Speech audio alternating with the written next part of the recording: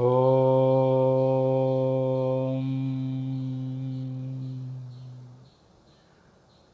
സംന്യാസാശ്രമധർമ്മവിധാത്രീം ബ്രഹ്മജ്ഞാനസുധാരസദാത്രീം സദ്ഗുരുരൂപധരാം സർവജ്ഞാം അമൃതാനന്ദമയീം പ്രണമാമി. സ്ഥാപകായ ച ധർമ്മസ്യ സർവധർമ്മസ്വരൂപിണേ അവതാരവരിഷ്ഠായ രാമകൃഷ്ണായ തേ നമഃ. മൂകം കരോതി വാചാലം പങ്കും ലംഘയത്തെ ഗിരിം യത്കൃപാതമഹം വന്ദേ പരമാനന്ദമാധവം.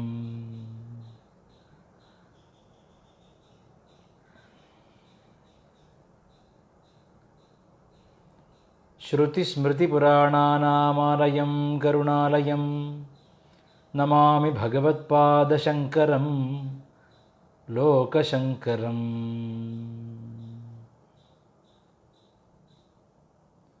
ജയ ജയ ശങ്കര ഹര ഹര ശങ്കര, ജയ ജയ ശങ്കര ഹര ഹര ശങ്കര, ജയ ജയ ശങ്കര ഹര ഹര ശങ്കര. ഓം ഗം ഗണപതയേ നമഃ. സുഹൃത്തുക്കളെ, നമ്മുടെ ശ്രീകൃഷ്ണ രസായനം എന്ന സത്സംഗത്തിൻ്റെ മറ്റൊരു ദിവസം കൂടെ നാം കണ്ടുമുട്ടുകയാണ്.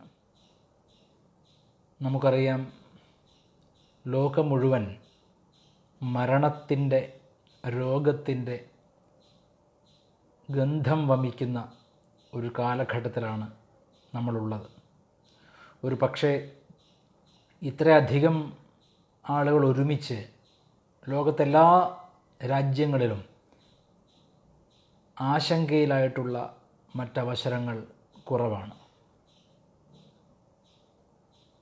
നാം ചിന്തിക്കുന്നത് ഈ കലുഷിതമായ അവസ്ഥ പോലും എങ്ങനെ ഒരു മനോഹരമായ സത്സംഗത്തിന് വേദിയാക്കാം, അഥവാ മരണം ഇപ്പോൾ വാതിൽ മുട്ടിയാൽ പോലും ഒരു അതിഥിയെപ്പോലെ നമുക്കെങ്ങനെ വരവേൽക്കാനാവും എന്നുകൂടെയാണ് നമ്മൾ പഠിക്കുന്നത്. മാനസികമായ ഉല്ലാസത്തിന് വേണ്ടി മാത്രമല്ല മന്ത്രം ജപിക്കുന്നത്, അന്തരീക്ഷ ശുദ്ധിക്ക് കൂടെ വേണ്ടിയാണ്. അന്തരീക്ഷത്തിൽ നമുക്കെതിരായി നിൽക്കുന്ന സൂക്ഷ്മശക്തികളുണ്ടെങ്കിൽ അവയെ വിലക്കാനും ധനാത്മകമായ ഊർജത്തെ നമ്മിലേക്ക് കൊണ്ടുവരാനും വേണ്ടിയാണ് നമ്മൾ ജപിക്കുന്നത്. വിശേഷിച്ച് സ്തോത്രങ്ങൾ, ഉറക്ക ചൊല്ലുന്ന സ്തുതികൾ, സ്തോത്രങ്ങൾ, ലളിതാ സഹസ്രനാമ സ്തോത്രമായാലും വിഷ്ണു സഹസ്രനാമ സ്തോത്രമായാലും മുകുന്ദമാല പോലെയുള്ള സ്തോത്രകൃതികളാണെങ്കിലും എല്ലാം സ്വന്തം മനഃശുദ്ധിക്ക് മാത്രമല്ല അന്തരീക്ഷ ശുദ്ധിക്ക് കൂടെ കാരണമാവുന്നുണ്ട് എന്നതോർത്തു വെച്ചുകൊണ്ട് മുടങ്ങാതെ, തനിക്ക് വേണ്ടി മാത്രമല്ല ജപിക്കുന്നത്, ഈ ലോകത്ത് എവിടെയൊക്കെ മനുഷ്യരാശി ജീവനുണ്ടോ, എവിടെയൊക്കെ ജീവനുണ്ടോ, പക്ഷി മൃഗാദികളുണ്ടോ, വൃക്ഷലതാദികളുണ്ടോ, അവയ്ക്കെല്ലാം സൗഖ്യം നേരാൻ വേണ്ടിയാണ് ഹിന്ദുക്കളായ നാം പ്രാർത്ഥിക്കുന്നത്. മനുഷ്യന് വേണ്ടി മാത്രമുള്ള സ്വർഗത്തിനോ നരകത്തിനോ വേണ്ടിയുള്ള കടിപിടിയല്ല, അന്തരീക്ഷത്തിനു വേണ്ടിയും ഭൂമിക്ക് വേണ്ടിയും സകല ജീവജാലങ്ങൾക്ക് വേണ്ടിയും നമ്മൾ പ്രാർത്ഥിക്കുന്നു. ഇന്ന് നമ്മൾ അടുത്ത ശ്ലോകത്തിലേക്ക് പോകുന്നതിന് മുമ്പ് എനിക്ക് തോന്നി, ഇന്നലെ രാത്രി കിടക്കുമ്പോൾ തന്നെ ഞാൻ വിചാരിച്ചിരുന്നു, ഞാൻ മിക്കവാറും ദിവസങ്ങളിൽ ഞാൻ ബംഗാളിൽ കുറച്ച് കാലം ഉണ്ടായിരുന്നു, വളരെ കുറച്ച് കാലം ബംഗാളിലുണ്ടായിരുന്നു. അങ്ങനെ ബംഗാളിലുണ്ടായിരുന്ന കാലത്ത് ഞാൻ സ്വയമേവ ശീലിച്ച ഒരു ധ്യാനം നിങ്ങളോട് പറയണമെന്ന് തോന്നി. ധ്യാനമെന്ന് പറഞ്ഞാൽ ഞാൻ പറഞ്ഞല്ലോ, ഒരു ഭാവന ഇവിടെ, ആ ഭാവന ദൃഢമാവുമ്പോൾ അത് സത്യമായി ഭവിക്കും. അതായത് നിങ്ങളെല്ലാവരും ആദിശങ്കരാചാര്യരുടെ നിർവാണ ഷട്കം കേട്ടിട്ടുണ്ടാവും. നിർവാണാഷ്ടകം എന്ന് പറഞ്ഞിട്ടുമുണ്ട്. അതിൽ ശിവോഹം ശിവോഹം എന്ന് ആവർത്തിച്ചു പറയുന്നു ഭഗവാൻ ആദിശങ്കരർ. ഞാൻ നശിച്ചു പോകുന്ന ശരീരമല്ല, മനസ്സല്ല, ബുദ്ധിയല്ല, ഇന്ദ്രിയങ്ങളല്ല, ശ്രോത്രങ്ങളല്ല, ഒന്നുമല്ല. ഞാൻ ആരാണ്? ശിവം തന്നെ, ശിവം തന്നെ, ശിവം തന്നെ. ഈ നിർവാണ അഷ്ടകം ജപിച്ചുകൊണ്ടിരിക്കുമ്പോഴാണ് എനിക്ക് ഇങ്ങനെ ഒരു ധ്യാനം ചെയ്താൽ കൊള്ളാമെന്ന് തോന്നിയത്. അതെവിടെയും വായിച്ചിട്ട് ചെയ്തതല്ല, സ്വയമേവ എനിക്ക് തോന്നിയതാണ്. കാരണം ഞാൻ ബംഗാളിൽ അന്ന് താമസിച്ചിരുന്ന വീടെന്ന് പറയാൻ പറ്റില്ല, വീടില്ലായിരുന്നു, ഒരു സ്ഥലമാണ്. ആ സ്ഥലത്ത് നമ്മൾ എപ്പോഴും കാണുന്നത് സ്ഥിരമായൊരു കാഴ്ച എന്ന് പറഞ്ഞാൽ ആളുകളുടെ ശവശരീരം കത്തിക്കുന്നതാണ്. എങ്ങും മരണത്തിൻ്റെ ഗന്ധം നിറഞ്ഞ ഒരിടം. അപ്പോൾ സ്വാഭാവികമായും എൻ്റെ പാരമ്പര്യത്തിലോ എൻ്റെ ചിന്തയിലോ ഇല്ലാത്ത ഒരു സംഗതിയാണ് അത്തരമൊരു സാഹചര്യം. പെട്ടെന്ന് ആ സാഹചര്യത്തിലേക്ക് എത്തിപ്പെട്ട എൻ്റെ മനസ്സിനത് സ്വീകരിക്കാൻ കഴിഞ്ഞില്ല. നമ്മളെപ്പോഴും അങ്ങനെയാണ്. നമുക്ക് പരിചിതമല്ലാത്ത നമ്മുടെ സേഫ് സോണിൽ നിന്ന് വിട്ടു പോകുമ്പോൾ നമ്മൾ വല്ലാതെ ഭയചകിതരാകും. ഞാനും അങ്ങനെ നന്നായി ഭയപ്പെട്ടിരുന്നു. ഭയമെന്ന് പറഞ്ഞാൽ ഒരു കൊച്ചു കുഞ്ഞ് തൻ്റെ അമ്മയെ കാണാതെ ഇരുട്ടത്ത് അകപ്പെട്ടു പോയാൽ, ഒറ്റപ്പെട്ടു പോയാൽ എങ്ങനെ നിലവിളിക്കുമോ അതുപോലെ നിലവിളിച്ചിട്ടുണ്ട്. തുണയ്ക്ക് ആരുമില്ലാതെ, അന്ന് ഫോണൊന്നും കയ്യിലില്ല, കുറച്ചു കാലമാണെങ്കിലും ഒരായുസ് മുഴുവൻ ജീവിച്ചു തീർത്തതുപോലെ തോന്നി. ആ സമയത്ത് രാത്രിയിൽ മിക്കവാറും സന്ധ്യയ്ക്ക് ശേഷം, ബംഗാളിൽ നേരത്തെ ഇരുട്ടാവും, കിഴക്കാണല്ലോ, നേരത്തെ വെളിച്ചവും വരും. അപ്പോൾ സന്ധ്യയ്ക്ക് ശേഷം കൂരിരുട്ടത്ത് നമുക്ക് ചെയ്യാവുന്ന ഒരു ധ്യാനമാണ്. രാത്രികളിൽ കിടക്കുന്നതിന് മുമ്പ്, ഇവിടെയൊക്കെ ആകുമ്പോൾ കിടക്കുന്നതിന് മുമ്പ്, അവിടെ രാത്രി ഉറക്കം പതിവില്ല, രാത്രി ഉണർന്നിരിക്കുകയും പകൽ സമയത്ത് നമ്മൾ എപ്പോഴാണോ ഉച്ചയ്ക്ക് ശേഷമോ വിശ്രമിക്കാൻ സമയം കിട്ടുന്നത് അപ്പോൾ വിശ്രമിക്കുക. അങ്ങനെയാണ് ചെയ്യാറ്. രാത്രിയിൽ നിങ്ങൾ ഇരിക്കുക, കട്ടിലിരിക്കുക അല്ലെങ്കിൽ പായയിലിരിക്കുക, അവിടെ എങ്ങനെയാണോ കിടക്കുന്നത് അതുപോലെ ഇരുന്നിട്ടും കിടന്നിട്ടും ചെയ്യാം. കിടന്നിട്ട് ചെയ്യുമ്പോൾ ഒരല്പം ഭയം കൂടുതൽ തോന്നും. ഞാനൊരിക്കൽ Shri Paramahansa യോഗാനന്ദൻ്റെ autobiography of A യോഗി എന്ന അത്യുത്തമമായ ഗ്രന്ഥം വായിച്ചുകൊണ്ടിരിക്കുമ്പോൾ, അതിലാണോ അതോ അദ്ദേഹത്തിൻ്റെ ഗുരു പറഞ്ഞതായിട്ട് മറ്റൊരു ഗ്രന്ഥത്തിലാണോ എന്നറിയില്ല, ഞാൻ കണ്ട ഒരു വാക്യം ഇതാണ്: look at the ice of fear, they shall cease to trouble U. നിങ്ങളെ ഭയപ്പെടുത്തുന്നതിൻ്റെ കണ്ണുകളിലേക്ക് തുറിച്ചു നോക്കാൻ ശീലിക്കൂ, പിന്നെ ഒരിക്കലും അവ നിങ്ങളെ ഭയപ്പെടുത്തുകയില്ല. ഇപ്പോൾ ലോകത്ത് ഏറ്റവും കൂടുതൽ എല്ലാവരും ഭയപ്പെടുത്തുന്നത് എന്താണ്? മരണമാണ്, രോഗമാണ്, ഭീതിയാണ്. അതിനെ നേരിടാനുള്ളൊരു ധ്യാനമാണിത്. ഇത് ഏതെങ്കിലും പുസ്തകത്തിൽ നോക്കിയിട്ടോ അല്ലെങ്കിൽ എവിടെയെങ്കിലും കേട്ടിട്ടോ ഒന്നുമല്ല, എനിക്ക് തോന്നിയതൊരു കാര്യമാണ്. ഇതെനിക്ക് 100% ഇഫക്റ്റീവായിട്ട് തോന്നിയത് കൊണ്ട് നിങ്ങളോട് പറയുന്നു എന്ന് മാത്രം. അല്ലാതെ ഇതിന് കോപ്പിറൈറ്റോ അല്ലെങ്കിൽ പേറ്റൻ്റ് ഒന്നുമില്ല, ആർക്കും എപ്പോൾ വേണമെങ്കിലും ശീലിക്കാവുന്നതാണ്. ശരി, അപ്പോൾ നട്ടൽ നിവർന്നിങ്ങനെ ഇരിക്കുക, കട്ടിലിരിക്കുക അല്ലെങ്കിൽ പായയിലിരിക്കുക, ഇരുന്നിട്ട് സാവധാനം കണ്ണുകൾ അടയ്ക്കുക. ശ്വാസഗതി, അകത്തേക്കും പുറത്തേക്കും പോകുന്ന ശ്വാസത്തെ ഒരു 2 മിനിറ്റ്, അകത്തേക്ക് പോകുന്ന ശ്വാസം, പുറത്തേക്ക് പോകുന്ന ഉച്ഛ്വാസവായു, ഇതിനെല്ലാം ഒന്ന് ശ്രദ്ധിക്കുക. അതിനുവേണ്ടി ശ്വസിക്കരുത്, സ്വാഭാവികമായ ശ്വാസത്തെ ഒന്ന് ശ്രദ്ധിക്കുക ഒരു 2 മിനിറ്റ് നേരം. അതിനുശേഷം നിങ്ങൾ കാണേണ്ടത് നിങ്ങളുടെ സ്വന്തം മരണമാണ്. നിങ്ങളുടെ ശരീരം ചേതനയേറ്റ് നിലത്ത് കിടക്കുന്നതായി കാണുക. എല്ലാവരും വിലപിക്കുമ്പോഴും നിങ്ങൾ കരയാതെ ആനന്ദചിത്തനായി ശിവം തന്നെ എന്ന സ്ഫടികലിംഗമായി നിങ്ങൾ മാറുക. നിങ്ങൾ ശിവം തന്നെ. ഉടൽ നിങ്ങൾ ഉപേക്ഷിച്ചു കഴിഞ്ഞു. ഒരു വസ്ത്രം ഊരി എറിയുന്നത് പോലെ നിങ്ങളുടെ ഉടൽ നിങ്ങൾ ഉപേക്ഷിച്ച് നിലത്തിട്ടിരിക്കുകയാണ്. അത് നിങ്ങൾ കാണുന്നു. അത് കുറേ പേര് എടുത്തുകൊണ്ട് പോയിട്ട് ചിതയിൽ വെച്ച് കത്തിക്കുന്നു. അതും നിങ്ങൾ കണ്ടുകൊണ്ട് നിൽക്കുന്നു. സ്വന്തം ശരീരം ചിതയിൽ ഓരോ അംഗമായി കത്തി അമരുന്നതും ഭസ്മമായി തീരുന്നതും കണ്ടുകൊണ്ടിരിക്കുക. അപ്പോഴൊക്കെ തൻ്റെ ആനന്ദത്തിന് ഒരു കുറവും വരുന്നില്ല, തനിക്ക് പൊള്ളലേൽക്കുന്നില്ല, തനിക്ക് ക്ഷീണമുണ്ടാവുന്നില്ല, തനിക്ക് ഖേദമുണ്ടാവുന്നില്ല എന്ന് പൂർണ്ണമായും അറിഞ്ഞുകൊണ്ടിരിക്കുക. ഈ പ്രോസസ്സ് കണ്ടുകൊണ്ടേയിരിക്കുക. വേണമെങ്കിൽ ഓം നമഃ ശിവായ എന്ന മന്ത്രം ഉരുക്കഴിക്കാം, അതും വേണമെങ്കിൽ മാത്രം. അതിനുശേഷം ആ ചാരത്തെ, ചുടുചാരത്തെ നിങ്ങൾ തന്നെ വാരി നിങ്ങളുടെ ഉച്ചിയിലും നെറ്റിയിലും മാറിടത്തിലുമെല്ലാം പൂശുന്നതായി കാണുക. സ്വന്തം ശരീരം ദഹിച്ച ഭസ്മം താൻ തന്നെ ധരിക്കുന്ന ശിവമായി തീരുന്നതായി സങ്കല്പിക്കുക. ഒരു 10 മിനിറ്റ് നേരം ഇങ്ങനെ നിത്യേന സ്വന്തം ശരീരം ഉപേക്ഷിച്ച് അത് ചിതയിലെരിച്ച് അതിൻ്റെ ഭസ്മം ഉച്ചിയിലും നെറ്റിയിലും കഴുത്തിലും മാറിടത്തിലെല്ലാം വാരി പൂശുന്നതായി സങ്കല്പിച്ചിട്ട് കിടന്നുകൊള്ളുക. നല്ല ഭാഗ്യവാനാണെങ്കിൽ നിങ്ങൾക്ക് ശിവജ്യോതി ആ ചിതയോടൊപ്പം നിങ്ങൾക്ക് കാണാനാവും. ശിവജ്യോതി എന്ന് പറഞ്ഞാൽ എന്താണെന്ന് നമ്മുടെ രാമലിംഗ സ്വാമികളൊക്കെ പറഞ്ഞ പോലെ അരുൾ പെരും ജ്യോതി.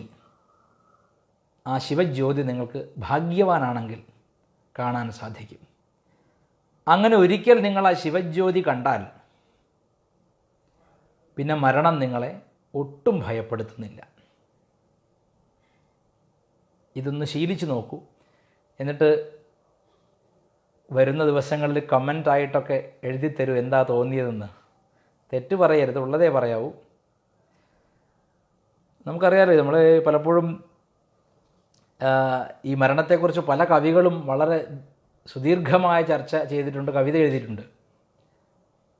ആ കൂട്ടത്തിൽ എനിക്ക് ഏറ്റവും ഇഷ്ടപ്പെട്ടിട്ടുള്ള ഒരു കവിയാണ് പാബ്ലോ നെരൂദ. നെരൂദ എനിക്ക് വലിയ ഇഷ്ടമുള്ളൊരു കവിയാണ്. നെരൂദയുടെ ഒരു കവിതയെ ആസ്പദമാക്കി നല്ലൊരു ചലച്ചിത്രം ഉണ്ടാക്കിയിട്ടുണ്ട്, ദ പോസ്റ്റ്മാൻ എന്ന് പറഞ്ഞിട്ടുണ്ട്. അത് കാണാൻ പറ്റിയ കണ്ടോൾ. ഇപ്പോൾ വിരസമായ പകലുകൾ തള്ളി നീക്കാൻ ബന്ധപ്പെടുന്ന ആളുകൾക്ക് നെരൂദയുടെ കവിതയെ ആസ്പദമാക്കിയിട്ടുള്ള ദ പോസ്റ്റ്മാൻ എന്ന ഇംഗ്ലീഷ് മൂവി കാണാനുള്ള ഭാഗ്യമുണ്ടാവട്ടെ.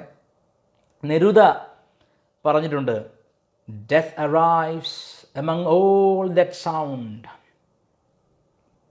like a shoe with no foot in it, like a suit with no man in it. Death arrives among all that sound like a shoe with no foot in it, like a suit with no man in it. Neruda മരണത്തെപ്പറ്റി പറഞ്ഞതാണ്. മരണം വരുന്നു. ഈ ലോകകാര്യങ്ങളിൽ ഏർപ്പെട്ടുകൊണ്ടിരിക്കുമ്പോൾ അതിൻ്റെ ശബ്ദം, അതിൻ്റെ clamour ചുറ്റിലും നടക്കുമ്പോൾ തന്നെ മിണ്ടാതെ വരുന്നു മരണം. എങ്ങനെ? ഏതുപോലെ? പാദങ്ങളില്ലാത്ത പാദുകം പോലെ. ഒരു ഷൂവിൻ്റെ ഉള്ളിൽ കാലില്ലെങ്കിൽ എങ്ങനെ ഷൂ താനേ നടന്നു വരികയാണ്. അതുപോലെ ഒരു സൂട്ട്, അതിൻ്റെ ഉള്ളിൽ ആളില്ലെങ്കിലോ അത് താനേ വരികയാണെങ്കിൽ, അതുപോലെ വ്യക്തിത്വം തോന്നാത്ത രീതിയിൽ മരണം വന്ന് നിങ്ങളുടെ വ്യക്തിത്വത്തെ കവർന്നു കൊണ്ടുപോകും. അത്ര മനോഹരമായ ചിന്തയാണ് പാബ്ലോ നെരൂദ പങ്കുവയ്ക്കുന്നത്. അപ്പോൾ ഈ മരണത്തിൻ്റെ ഭീതി ഇല്ലാതാവാൻ ഉള്ള ഈ ധ്യാനം ഒന്ന് പരീക്ഷിച്ച് നോക്കൂ, നിത്യേന പരീക്ഷിച്ച് നോക്കൂ. നിങ്ങൾ പുണ്യവാനാണ് എങ്കിൽ ആ ശിവജ്യോതി കാണാൻ നിങ്ങൾക്ക് സാധിക്കും. ഒരിക്കൽ നിങ്ങൾ ആ ശിവജ്യോതി കണ്ടെത്തിയാൽ പിന്നെ നിങ്ങൾ ഈ ജഡശരീരത്തിൻ്റെ നാശത്തെ ഓർത്ത് ഒരിക്കലും വേദനിക്കില്ല, ചിന്തിക്കില്ല. നമുക്ക് കുലശേഖര പെരുമാൾ എന്താണ് പറയുന്നതെന്ന് നോക്കാം. 10ാമത്തെ ശ്ലോകമാണ്. സരസിജനയനേ സശംഖചക്രേ മുരഭിതി മാ വിരമസ്വചിത്തേ രന്തും സുഖതരമപരം ന ജാതു ജാനേ ഹരിചരണസ്മരണാമൃതേന തുല്യം. താമരകളെ പോലെയുള്ള കണ്ണുകളോട് കൂടിയവൻ സരസിജനയനേ. ഇത് ദേവിയെപ്പറ്റിയും സരസിജനയനേ സരോജഹസ്തേ ദേവിയെപ്പറ്റിയും പറയാറുണ്ട്, വിഷ്ണുവിനെപ്പറ്റിയും ശിവനെപ്പറ്റിയും എല്ലാം താമരക്കണ്ണൻ എന്ന് പറയാറുണ്ട്. എന്താണ് അതിൻ്റെ അർത്ഥം? വളരെ സൂക്ഷ്മമായി ചിന്തിക്കണം. താമരക്കണ്ണെന്ന് പറഞ്ഞാൽ എന്താണ്? നമുക്കറിയാം, ഒരു കൽപ്പന എന്താണ്? സൂര്യൻ്റെ വരവോടുകൂടിയാണ് താമര വിരിയുന്നത് എന്നാണ്. അപ്പോൾ സൂര്യൻ എപ്പോഴും ജ്ഞാനത്തിൻ്റെ പ്രതീകമാണ്. സൂര്യനാകുന്ന ജ്ഞാനം ഉണരുമ്പോൾ നമ്മുടെ ചിത്തം, നമ്മുടെ മുട്ടുപോലുള്ള മനസ്സ് വികസിച്ചു വരും. രമണ മഹർഷി പറഞ്ഞിട്ടുണ്ട്, കരുണാപൂർണ്ണ സുധാബ്ധേ കബളിത ഘന വിശ്വരൂപ കിരണാവല്യ അരുണാചല പരമാത്മൻ അരുണോഭവ ചിത്തകഞ്ച സുവികാസായ.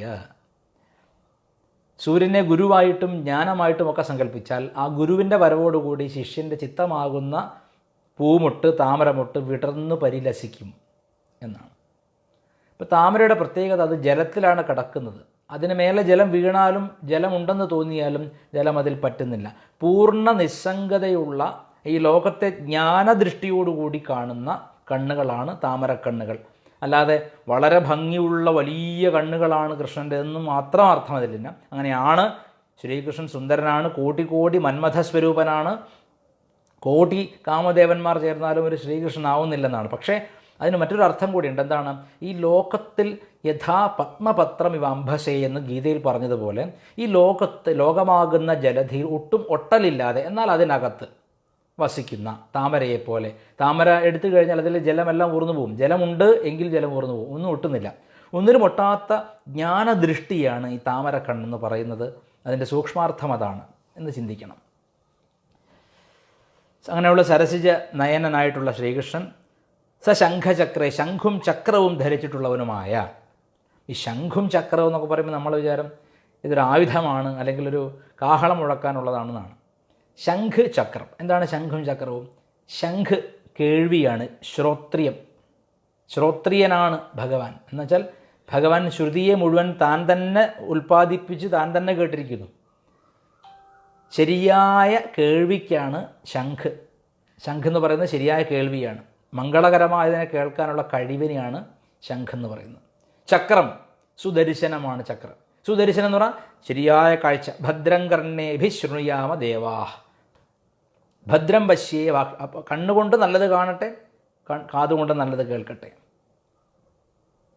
ഇങ്ങനെ നല്ലത് കാണാനും നല്ലത് കേൾക്കാനും തിരഞ്ഞെടുക്കാനുള്ള വിവേകത്തോടെയുള്ള കേൾവിയും വിവേകത്തോടു കൂടിയുള്ള കാഴ്ചയുമാണ്. സുദർശനവും സുശ്രുതവുമാണ് ഈ സുദർശനവും ഈ ചക്രവും ഈ ശംഖും. മുരഭിതി, മുരാരിയായ ഭഗവാൻ. രന്തും, രമിക്കുവാനായിക്കൊണ്ട്. ചിത്ത, അല്ലയോ ചിത്തമേ മനസ്സേ, മാ വിരമസ്വ, വിരമിക്കരുത്. ഇങ്ങനെ ശംഖചക്രങ്ങൾ ധരിച്ചിട്ടുള്ള മഹാവിഷ്ണുവിനെ ധ്യാനിക്കുന്നതിൽ നിന്ന് മനസ്സേ ഒരിക്കലും വിരമിക്കരുത്. Never retire from meditating the divine lord's form. അതാണ്. ഇതിനേക്കാൾ സുഖകരമായിട്ടുള്ള അപരം മറ്റൊന്ന് ഹരിചരണസ്മരണാമൃതേന തുല്യം. ഹരിയുടെ പാദങ്ങളാകുന്ന അമൃതസ്മരണയേക്കാൾ അമൃതിന് തുല്യമായിട്ടുള്ളത്, മരണത്തിൽ നിന്ന് അകറ്റുന്നത്, മരണത്തിൽ നിന്ന് അപ്പുറം കൊണ്ടുപോകുന്ന അമൃതത്വം നൽകുന്ന ഹരിയുടെ പാതാരബിന്ദങ്ങളെ സ്മരിക്കുന്നതിനേക്കാൾ സുഖമായിട്ടുള്ള ഒന്നും ന ജാനേ, ഞാൻ അറിയുന്നില്ല. നോക്കൂ, എത്ര മനോഹരമാണ്. ഈ ഹരിസ്മരണയേക്കാൾ മനോഹരമായിട്ടുള്ള ആനന്ദകരമായിട്ടുള്ള ഒന്നും ഞാൻ അറിയുന്നില്ലെന്ന് കുലശേഖര പെരുമാൾ പറയുകയാണ്. അടുത്ത മന്ത്രം ഞാൻ നേരത്തെ പറഞ്ഞ മരണഭയത്തെ പറ്റിയുള്ളതാണ്. അതിൽ നിന്ന് എങ്ങനെ വിഷ്ണു ഭക്തർ രക്ഷപ്പെടുന്നു. വിഷ്ണു ഭക്തർ എന്ന് പറഞ്ഞാൽ ഏത് ദേവതയാണെങ്കിലും ശ്രദ്ധയോട് ഉപാസിച്ചാൽ മരണത്തിൽ നിന്ന് ഭയത്തിൽ നിന്ന് രക്ഷപ്പെടാൻ പറ്റും. മാഭൈർ മന്ദമനോ വിചിന്യ ബഹുധാ യാമീശ്ചിരം യാതനാ. യാമീശ്ചിരം യാതനാ നാമീനഃ പ്രഭവന്തി പാപരിപവ സ്വാമീ നനു ശ്രീധര. ആലസ്യം വ്യപനീയ ഭക്തിസുലഭം ധ്യായസ്വ നാരായണം ലോകസ്യ വ്യസനാപനോദനകരോ ദാസസ്യ കിം നക്ഷമ. ഇവിടെ പറയുകയാണ്, ഹേ മനസ്സേ, മന്ദ മനസ്സേ, എന്തിലും മന്ദതയുള്ള ലേസി മൈൻഡ്, ലൗസി മൈൻഡ്, വൃത്തികെട്ട മനസ്സാണിത്. ആൻഡ് ഡ്രൗസി മൈൻഡ്, എപ്പോഴും ഉറക്കം തൂങ്ങിക്കൊണ്ടിരിക്കുന്ന മനസ്സാണ്. ഹേ മനസ്സേ, ബഹുധാ യാമീ യാതന, പലതരത്തിലുള്ള യാമീ യാതന, യമനിൽ നിന്ന് മരണത്തിൻ്റെ ദേവതയിൽ നിന്നുണ്ടാവുന്ന യാതന, മരണഭയം. ഈ പല വിധത്തിലുള്ള മരണഭയത്തിൽ നിന്നുണ്ടാവുന്ന ദുഃഖങ്ങളെ നീ ചിന്തിച്ച് എന്തിനാണ് ചിരം മാ ഭൈ, എന്തിനാണ് വളരെ കാലമായിട്ട് ഇങ്ങനെ ചിന്തിക്കുന്നത്? പേടിക്കേണ്ട കാര്യമില്ല. മാ ഭൈ, പേടിക്കേണ്ട. അമീ പാപരിപവ, ഈ പാപങ്ങളാകുന്ന ശത്രുക്കൾക്ക് നമ്മളെ സംബന്ധിച്ച് ന പ്രഭവന്തി, ഒന്നും ചെയ്യാൻ സാധിക്കില്ല. കാരണം നമ്മുടെ സ്വാമി ആരാണ്? സ്വാമീ നനു ശ്രീധര, നമ്മുടെ സ്വാമി സാക്ഷാൽ ശ്രീധരനായ മഹാവിഷ്ണുവാണ്. നമ്മൾ എന്തിനാണ് ഈ പാപജാലങ്ങളെ പേടിക്കുന്നത് എന്നാണ് ചോദിക്കുന്നത്. ആലസ്യം, മടി, വ്യപനീയ, ആലസ്യം കളഞ്ഞിട്ട് മടി കളഞ്ഞിട്ട് രാവിലെ നേരത്തെ എഴുന്നേറ്റ് സഹസ്രനാമം, വിഷ്ണു സഹസ്രനാമം ജപിച്ചോളൂ എന്ന് കൂടിയാണ് പറയുന്നത്. ആലസ്യം വ്യപനീയ ഭക്തിസുലഭം നാരായണം ധ്യായസ്വ. ഭക്തി കൊണ്ട് എളുപ്പത്തിൽ, ഭക്തിസുലഭം, ഭക്തി കൊണ്ട് എളുപ്പത്തിൽ കിട്ടുന്ന നാരായണനെ ആലസ്യം വെടിഞ്ഞ് നേരത്തെ എഴുന്നേറ്റ് ജപിച്ച് ധ്യാനിച്ച് ഭക്തിപൂർവ്വം പ്രീതിപ്പെടുത്തിയാലും, ധ്യായസ്വ ധ്യാനിച്ചാലും, അദ്ദേഹം ആരാണ്? മഹാവിഷ്ണു. ലോകസ്യ, ലോകത്തിൻ്റെ വ്യസനാപനോദനകര, ലോകത്തിൻ്റെ വ്യസനം മുഴുവൻ അകറ്റാൻ ശക്തിയുള്ളവനാണ്. ആ സ്വാമിക്ക് നീ ദാസനാണ്. ഹേ മനസ്സേ, ദാസനായ നിന്റെ ശോകം മാറ്റാൻ കഴിവില്ലെന്നാണോ ധരിക്കുന്നത്? തീർച്ചയായിട്ടും മഹാവിഷ്ണു നിന്റെ ശോകത്തെ നശിപ്പിക്കുമെന്ന് പറഞ്ഞുകൊണ്ട് ഇതാ 11ാമത്തെ ശ്ലോകം കൂടെ കഴിഞ്ഞിരിക്കുകയാണ്. വളരെ ശ്രദ്ധയോടുകൂടി കാണേണ്ടുന്ന ഒരു അത്ഭുതകരമായ ശ്ലോകമാണിപ്പോൾ കഴിഞ്ഞത്. അതായത് ഭയം ജനിപ്പിക്കുന്ന സാഹചര്യങ്ങൾ നിത്യേന വന്നുകൊണ്ടിരിക്കും. നേരത്തെ എഴുന്നേൽക്കുക. ഈ ആലസ്യം വ്യപനീയ, ആലസ്യത്തെ കളഞ്ഞുകൊണ്ട്, മടിയെ കളഞ്ഞുകൊണ്ട് ഉണർന്നെഴുന്നേറ്റ് ശ്രീധരനെ, സാക്ഷാൽ മഹാവിഷ്ണുവിനെ വിഷ്ണു സഹസ്രനാമം കൊണ്ടും മുകുന്ദമാല കൊണ്ടുമൊക്കെ പ്രീതിപ്പെടുത്തി ഈ ലോകത്തിൻ്റെ മുഴുവൻ പാപവും ഏറ്റെടുക്കാൻ കഴിവുള്ള ഭഗവാൻ ദാസനായിരിക്കുന്ന എൻ്റെ മനസ്സിൻ്റെ വിഷമങ്ങളെ നീക്കാൻ തീർച്ചയായിട്ടും കഴിവുള്ളവനാണെന്ന് ധരിച്ച് നീ ഭജിച്ചാലും ധ്യാനിച്ചാലുമെന്ന് കുലശേഖര പെരുമാൾ നമ്മെ എല്ലാം ഓർമ്മിപ്പിക്കുകയാണ്. ഞാൻ ഇന്നലെ പറഞ്ഞിരുന്നു, വെറുതെ ഈ ദിവസങ്ങൾ കളയരുത്. നന്നായി ജപിച്ച്, ലോകക്ഷേമത്തിനും കൂടെ വേണ്ടി ജപിച്ച് ധ്യാനിച്ച് നല്ല ചിത്തത്തിനുടമകളായി തീരാൻ വേണ്ടിയിട്ട് ഈ ദിവസങ്ങൾ ചെലവഴിക്കണം. ഇന്ന് നമ്മൾ ഒരു ധ്യാനം തുടക്കത്തിലേ പറഞ്ഞിട്ടുണ്ട്. ആ ധ്യാനം എല്ലാവരും രാത്രികാലങ്ങളിൽ കിടക്കാൻ പോകുന്നതിന് മുൻപ് ശ്രദ്ധയോടെ ചെയ്യുമെങ്കിൽ അത് നിങ്ങളിൽ തത്വജ്ഞാനവും ശിവജ്യോതിസ്സും തെളിയിക്കുമെന്ന് എനിക്ക് ഉറപ്പുണ്ട്. എൻ്റെ അനുഭവമാണ്, മറ്റൊരാളുടെ അനുഭവം കട്ടു പറയുന്നതല്ല, മറ്റൊരു പുസ്തകം വായിച്ചു പറയുന്നതല്ല. എൻ്റെ സ്വാനുഭവത്തിൽ നിന്ന് പറയട്ടെ. നിങ്ങൾക്ക് ആ ശിവജ്യോതിസ് ദർശിക്കുമാറാകട്ടെ എന്ന് പ്രാർത്ഥിക്കുന്നു. ഹര ഹര മഹാദേവ്.